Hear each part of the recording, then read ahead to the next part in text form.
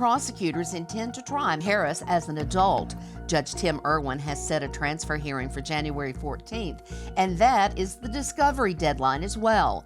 Harris's court-appointed attorney, Josh Hedrick, has filed a request for discovery.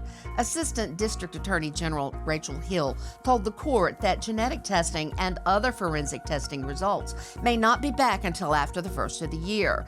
Very little has been released about Harris so far. We know that he was known to the Copeland family, who has at times welcomed him into their home. Harris was living with his grandfather and several siblings at the time of the killing. Harris is being held in the Richard L. Bean Detention Facility. Not just a teen boy, but a family friend who the Copelands had welcomed into their home on multiple occasions. The degree of betrayal runs deep, and you hear the father state he is angry at the perp's family as well. To Lauren Conlon, I've got so many questions, but explain to me what this boy's demeanor was in court. He was described, Nancy, as emotionless, kind of looking down at his hands. He didn't appear to have any type of remorse.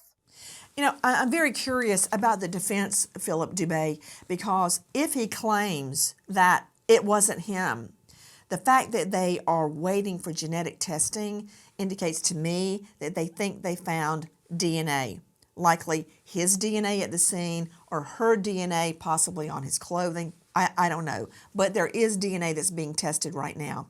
And it reminds me of Kohberger, who almost got away with it if he had not left DNA on the snap of a knife hilt.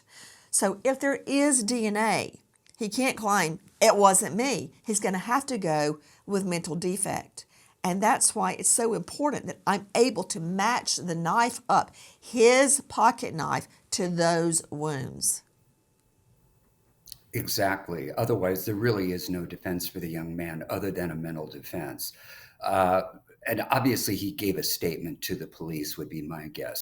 The science evidence might not, under these circumstances, be enough, but it sounds like he copped out, frankly. We're going to find out a lot about this young man. Given his age, he could have been in the throes of early onset schizophrenia, bipolar disorder, or who knows, maybe even a personality disorder. And again, the goal, the end game at the transfer hearing is not innocence. It's to keep him retained in the juvenile court jurisdiction. I'll just stop right there. Number one, do you have a shred, a scintilla, a speck of evidence that he has schizophrenia, or did you just make that up? No, I'm just telling you that's going to be explored. When you hear, like, for example, Lauren was talking about no a flat evidence. affect. No, but there was a flat affect in court. Okay. You have no emotion. I There's guess something so. obviously ailing the young man. Yes, Yeah. guilt.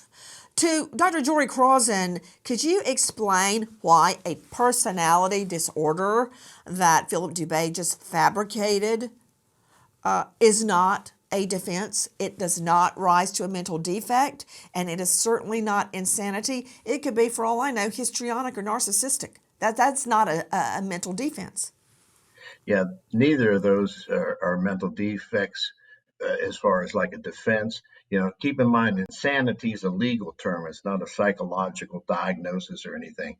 What you're going to be looking at is his mental state at the time and of the commission of the crime and what led up to that. That's why it's important to know about that relationship and things that happened there, because you're going to have behavioral traits, you're going to have his personality displayed, and that's something that you can document.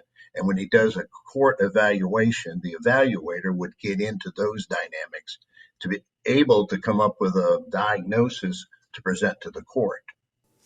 I'm just looking at these cheerleader photos and imagining my little girl at age 13. If you know or think you know anything about this case, anything at all, text KCSO TIP, KCSO TIP to 847-411. At this moment, the state is building its case, and the defense is building its own case.